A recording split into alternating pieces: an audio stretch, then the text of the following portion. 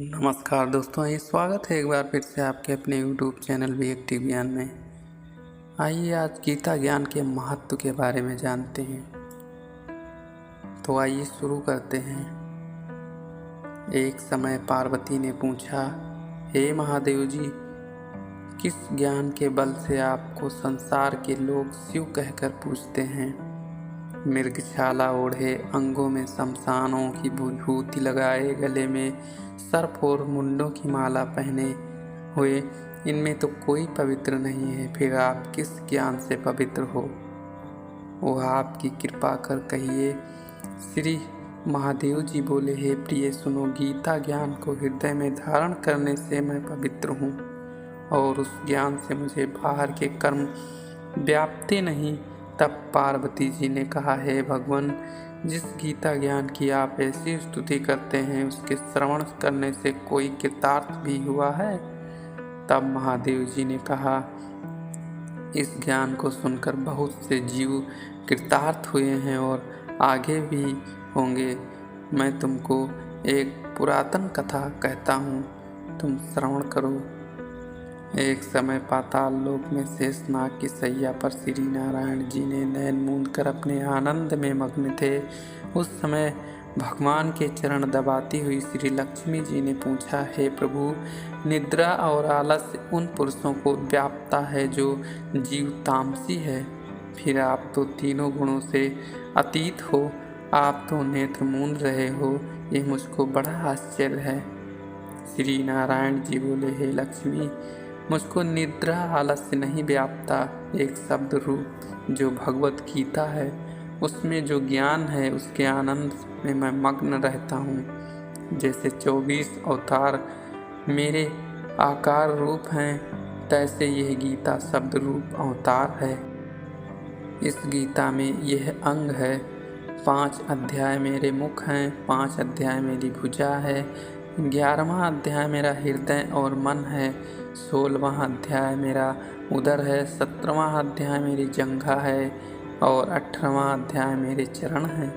सब गीता के जो श्लोक हैं सो मेरी नाड़ियां हैं और जो गीता के अक्षर हैं सो मेरे रोम हैं। ऐसा जो मेरा शब्द रूपी गीता ज्ञान है, जिसके अर्थ मैं हृदय में विचारता हूँ और बहुत आनंद को प्राप्त होता हूँ।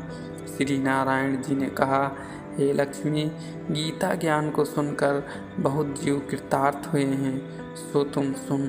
शूद्र वर्ण और एक प्राणी था जो चांडालों के कर्म करता था और तेल लवण का व्यापार करता था।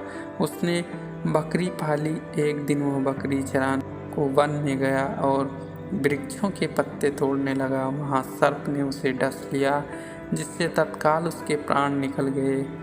मरकर उसने बहुत नरक भोगे। फिर बैल का जन्म पाया।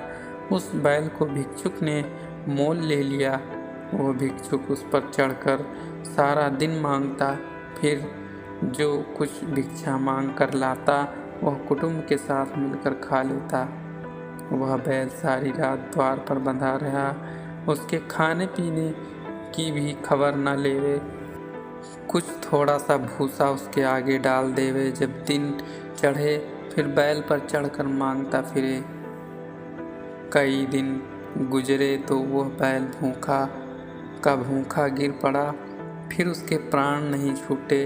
नगर के लोग देखकर कोई तीर्थ का फल दे, कोई व्रत का फल दे, उस पर बैल को प्राण छूटे नहीं।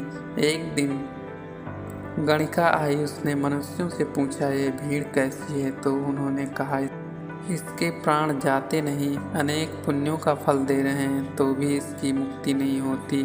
तब गणिका ने कहा, मैंने जो किया है उसका फल बैल के निमित्त दिया। इतना कहते ही बैल की मुक्ति हो गई। तब बैल ने एक ब्राह्मण के घर में जन्म लिया। पिता ने इसका नाम सुशर्मा रखा। जब बड़ा हुआ तो पिता ने इसको पढ़ाया। तब उसको पिछले जन्म की सुध रही थी।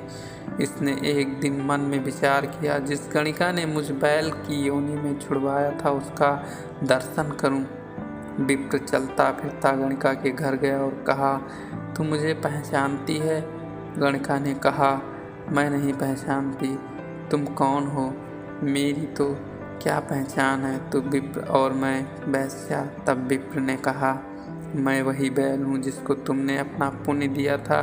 तब मैं बैल की योनि से छूटा था, अब मैंने विप्र के घर जन्म लिया है, तो तू अपना वह पुण्य बता।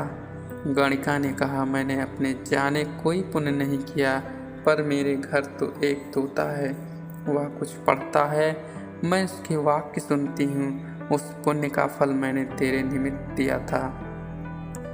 तब विप्र ने तोते से पूछा कि तू सवेरे क्या पढ़ता है। तोते ने कहा, मैं पिछले जन्म में विप्र का पुत्र था। पिता ने मुझे गीता के पहले अध्याय का पाठ सिखाया था। एक दिन मैं गुरुजी से कहा, मुझको तुमने क्या पढ़ाया। तब गुरुजी ने मुझे शाप दिया कि तू सुआ हो जा।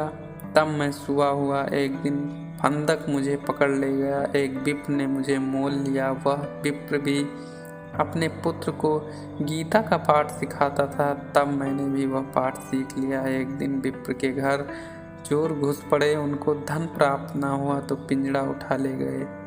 उन चोरों की ये गणिका मित्र थी। मुझे इसके पास ले आए, सो मैं नित्य गीता जी के पहले अध्याय का पाठ करता हूँ। वही यह गणिका सुनती है, पर इस गणिका की समझ में नहीं आता। जो मैं पढ़ता हूँ वही पुण्य तेरे निमित्त दिया था। सो हे लक्ष्मी, गणिका ने भी भले काम ग्रहण किए। नित्य प्रत स्नान करें और गीता के पहले अध्याय का पाठ करें, इससे उसकी मुक्ति हुई। श्री नारायण ने कहा, लक्ष्मी, जो कोई अजान कर भी गीता का पाठ करे या श्रवण करे उसको भी मुक्ति मिलेगी।